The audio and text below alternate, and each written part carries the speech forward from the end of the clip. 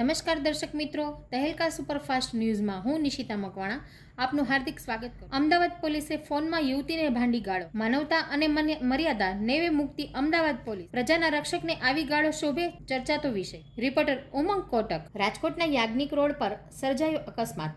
સદનસીબે ટળી જાનહાનિ. અકસ્માતનું કારણ હજુ અકબંધ. પોલીસ ઘટના સ્થળે તપાસના ચક્રો ગતિમાન. રિપોર્ટર ઉમંગ કોટક. આણંદના વાંસકીલિયા નજીક સળગી ઉઠી કાર.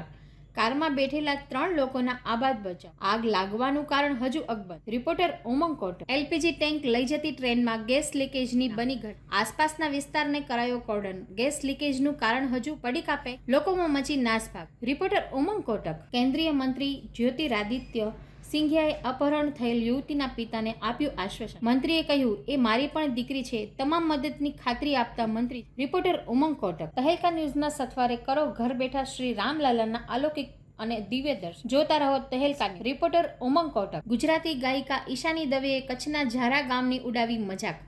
મામલો પહોંચ્યો પોલીસ સ્ટેશને. રિપોર્ટર ઉમંગ કોટક. યુટ્યુબર એલ્વિશ યાદવે જેલમાં કેવી રીતે વિતાવી પહેલી રાત. વિડીયો થયો વાયરલ.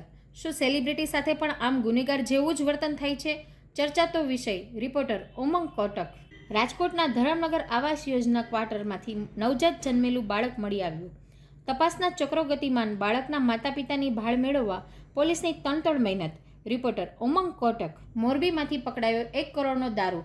મોરબી એસએમસીએ પકડ્યો અધધ દારૂનો જથ્થો. મોરબી એસએમસી વિભાગ પર થઈ રહી છે ચોમેરથી અભિનંદન વર્ષા. રિપોર્ટર ઉમંગ કોટક.